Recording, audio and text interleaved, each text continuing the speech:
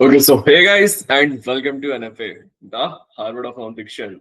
And today we are going to start with the part one of the Art of Seduction, where the lesson one is the siren. So, welcome to the first masterclass of our Art of Seduction series. And over the next lessons, we will decode you the nine types of seducers from the seductive character. Let's start it. So, as you're seeing this mermaid right here, she's basically representing the siren, this mermaid right here. And just like her, the siren also attract everyone around her. Let's move to the second slide. That what is a siren? Now, this thing you're seeing right here is directly extracted from the Art of Seduction book, which is from the Robert Greene. Now, what is the siren? Emotional escape and indulgence. She's have magnetic and mythical energy, and her seductive tactic exercises possessive dominance. She doesn't just chase, she attracts. Her aura speaks louder than logic, rendering arguments are unnecessary there. And as the author says, she's dangerous, and in pursuing her energetically, the man can lose control even over himself, something he earns to do. The siren doesn't pursue, she enchants. Her silence, her presence, her aura is just equal to louder than words, pulling her target into an irresistible fantasy. Let's move to the third slide, where we will learn about Cleopatra, the women which gave birth to seduction. She was a theatrical seductress. Cleopatra didn't just seduce, she tagged the seduction. So let's learn about how she even got her name, how she got into the seduction process. So what happened was, let's take the case one of Julius Caesar. So once Julius Caesar was sitting in his this kingdom, his meetings were going on with the officials, and suddenly one man from Egypt comes with a big carpet on his shoulder, a big carpet, big red carpet. And he said that, Caesar, sir, I have something to show you, which you will not be able to resist. And Caesar was like, oh, there's something which I can't resist. Let me see it. And when he just put it down the carpet and just unrolled it, Cleopatra was inside, half naked, and she was just rolling between all the officials, between all the ceremonies which were going, and she just rolled down there, and she just opened up like a goddess in a half naked clothes, and she started to dance. And that same evening, she seduced the Caesar, the Julius Caesar. Yeah, you heard it right. Now, as I just told you the story, she smuggled into the Caesar's palace, rolled inside a carpet. She was half clothed, she was glowing, and she was fearless. She was looking like the Egyptian goddess itself. She surrounded Caesar with opulence, ritual, and exotic rivalries. But there was a shift of balance of power, and because of that, Caesar met his death. And after the death of Caesar, Mark Antony, which was one of the official in the Caesar kingdom only, took up the throne. And now the Cleopatra want to seduce him as well. And everyone knows that she is just an Egyptian whore. Now, mind my words, she was really an Egyptian whore. But still, everyone was amazed by her presence. Everyone wanted to be surrounded him. What she do, what we can learn about her is that she first at one night she would tell about all the Egyptian goddess story. Like there was a goddess in Egypt named Nyx, and she would tell the Caesar the story about Nyx, the story about a goddesses, and another day, she will come right up in the exact same clothings, in the exact same appearances of the goddess which she described earlier. That's how she became so much powerful. She got so much aura. She was literally doing the aura farming. And yeah, let's get back to the Mark Antony case. The Cleopatra sailed into the Saurus, which was a golden barrage. Like it was a big, massive ship inside which there were temples, there were people dancing, and here she invited Mark Antony. And just like what she did with Julius Caesar, the same she did with Mark Antony. And that's how she even seduced him as well. And she gained immense power. She just tried to not to get Julius Caesar as well as Mark Antony into their kingdoms. She handed them in the Egypt itself. The whole throne was lost. Everyone was mad at her. Everyone was crazy for Cleopatra. And then after the death of Mark Antony, she ruled the Egypt for 20 fucking years. I'm saying this right. 20 fucking years. Now, you must be wondering that how did she look in the real life? So basically, this is the image which I was able to generate with the help of AI and according to all the visual description of her, which is present across us. But only one image of her of her stayed, which was this coin image. Yeah, you can say that she didn't look really good. She has a pointed nose, and yeah, like she looked like if you don't know about Indian mythology, there's a Ravan's sister here, which is Surpanaka. So she's exactly looking like a Surpanaka, which is very ugly. But yeah, because more than beauty, she has many things. She was a living spectacle. She was a world of dreams. And she has a science formula as well that man crave for escape, not logic. Give them variety plus fantasy plus danger and stay untouchable. Never fully give yourself. We will learn about this in the later chapters when we will learn about a coquette where she withholds the sex, where she withhold everything. But yeah, the silence has some element of the coquettishness also. And that's when Robert Greene says, "You never possessed Cleopatra. You worshipped her." Now that it was about a history. Now you guys must be wondering, okay, we have learned a lot from historical elements of seduction, such as Cleopatra. And but what about today's modern world? What about the modern seduction? What about the modern world? So yeah, we have a seductress here as well, which is the sex siren, Marilyn Monroe, the sex siren. She is the modern seductress, the modern siren. And as Oscar Wilde says, the only way to get rid of temptation is to yield it. Now let's learn about this girl. That who is she and why she becomes so powerful?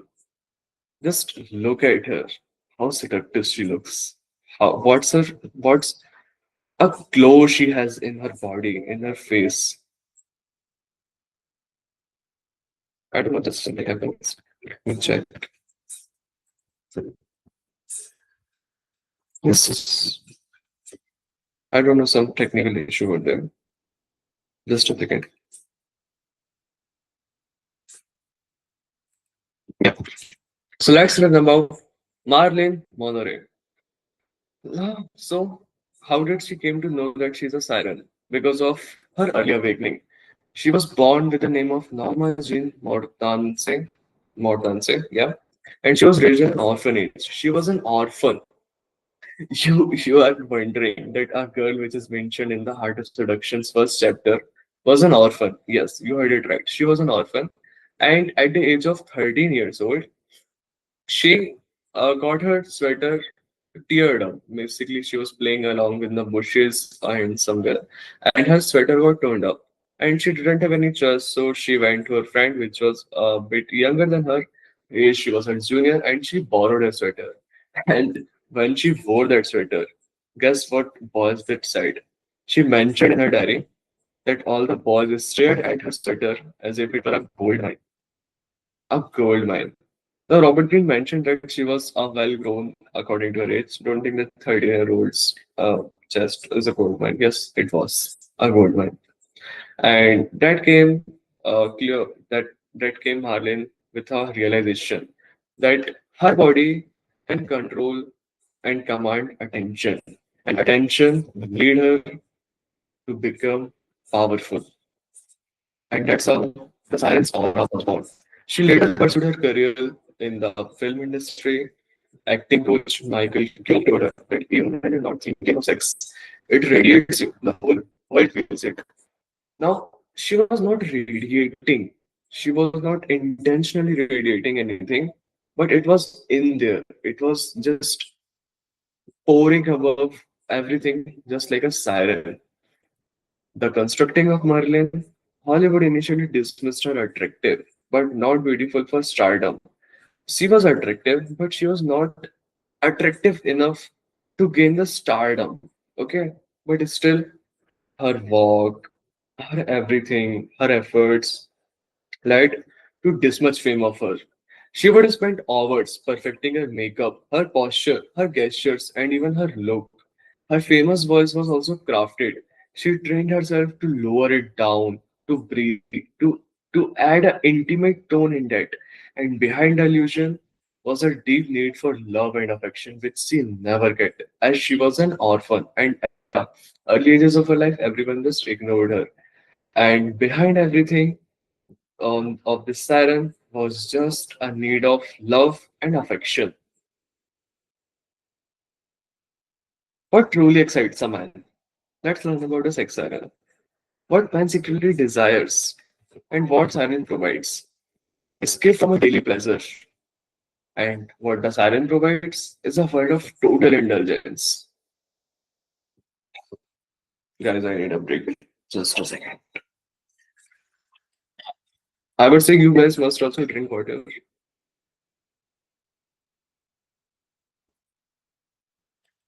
Now, let me just clarify you. Don't think there's all the backstreet drama and all the fillers are coming in the YouTube video because I'm not recording any 20-minute summary video which will require hours of editing, days of editing for just a 10 minute of content. Rather, I'm spending hours in reading the book, in reading the content, making the notes. This is my notes diary. This is NFA, notes diary, where I just write everything, where I just learn how to teach. And the essence of NFA is not in editing, it's in the essence, it's in the soul of the book, which I will try to deliver by reading as much as I can. So, yeah, coming back to this, what men secretly desire? They desire escape from daily pleasure, relief from logic and reasoning. And what does the siren give? Dreamlike sensuality. What does mind desire? A break from their own power. And what she gave? Emotional surrender. There's an excerpt from the book itself, which says, I can't zoom it. Okay, no issue. What separates the sex siren from the courtesan or a whole is a touch of innocence and vulnerability. This also is a part of the natural, which is, I guess, the eighth type of seductress, where we will learn about how the innocence and vulnerability creates immense amount of seduction. Their mix is pervasively satisfying.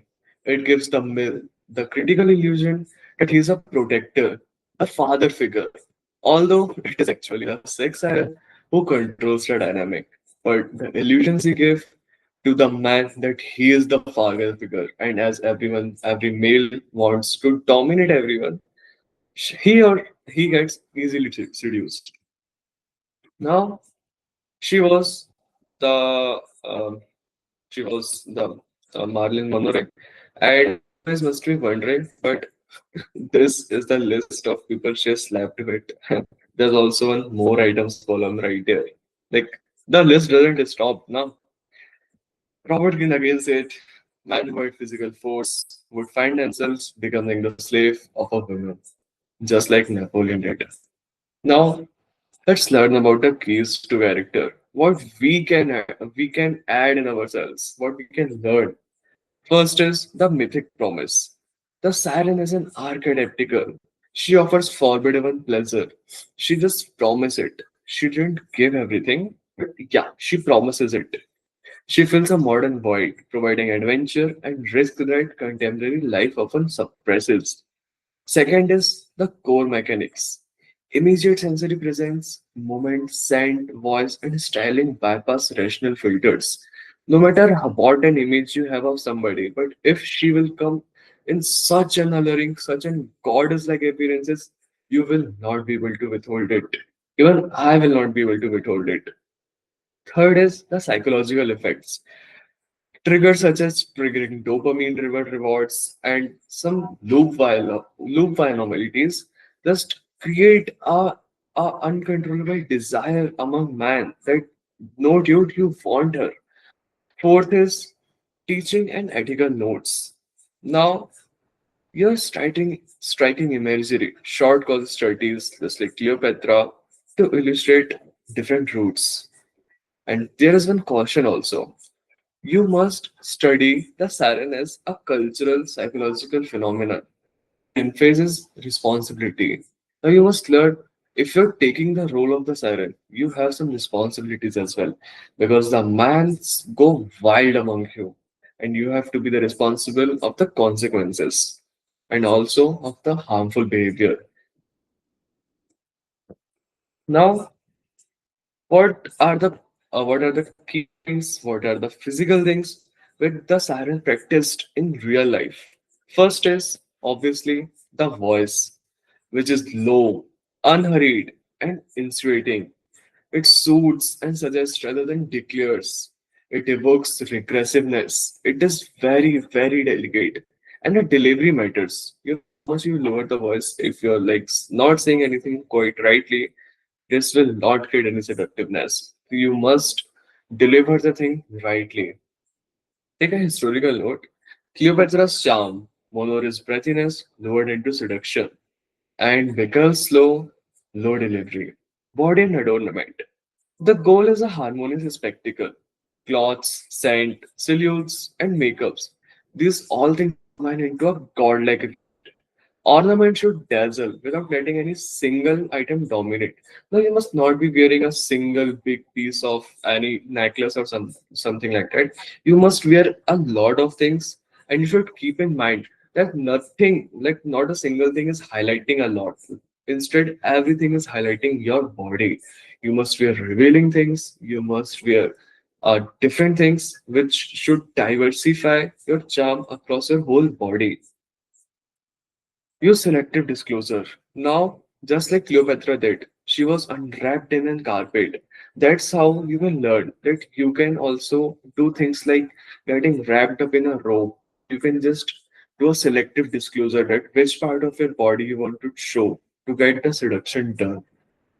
Styling choices like mythology, Greek tunics, theatrical headdresses are a great way to start to become a siren. Third is movement and demeanor. Graceful, unhurried motion. You should walk like a goddess. You just think you're a goddess. You just think you're a mermaid. You're the queen of the water, and every other fish is just looking at you.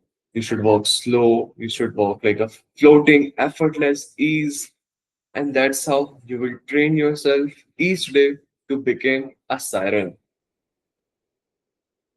There are also some dangers of siren. Obviously, everything comes with their consequences. So, what's the first danger? First danger is the reputation is at risk. Sexualized power invites moral panic. Now, you will be considered just a whore, but unless you're maintaining your legacy, unless you're maintaining um, your what do we say, your power, your respect, you will be considered as a whore, as a prostitute. So, this sexualized power will invite moral panic and political attack as well, just like Cleopatra's validation. Second is envy backlashes. Other women, if you're trying to seduce a star or a greater person, there is not just you who just want to seduce him. There are many of others as well. So other women, other social gatekeepers may respond and even slander you. Third danger is attention is burden. Many relentless pursuits erodes privacy, cause exhaustion, and can destroy well-being. Just like Monore's well-being was destroyed, she was a part of the spotlight everywhere. Fourth is aging and obsolescence. No matter how much makeup you put, no matter how much care yourself about care your care about yourself, but still you can't outsmart, you can't find a loophole in the aging process. Once you will turn 30s or 40s, your all the appearances will fade out, your all the charm will fade out, and then you will be able to do nothing. There are some practical safeguards as well, like building an intellectual and social capital early, control exposure and public narrative, cultivate non physical routes of influence such as mentorship, giving ideas, prepare a transaction strategy for aging and changing context, and prioritize mental health over close allies. And that's how one more thing which is mentioned in the book, and I could not put myself to add a speech of this, is a man is often driven by a siren. So have to be able to get, what do we say? You should be willingly accept all the consequences of the dangers of silence. Symbol. It is a part of Robert Greene's book. I should show this to you from the book itself. Just a second. There's a symbol after every chapter ends, like this. So this is the symbol. Water. The song of siren is liquid and enticing, and the siren herself is fluid and ungraspable. Like the sea, the siren lures you with the promise of infinite adventure and pleasure. Forgetting past and future, man follow her far out to sea, where they are drawn. And wisdom. Her strength is not in force, but in magnetic pull of desire. The siren never chases, she waits. Seduction isn't in pursuing, it's attraction. Control the gaze, and you will control the game. And on the next, we will learn about the rake, lesson 2. Follow Nonfiction Academy and subscribe for more.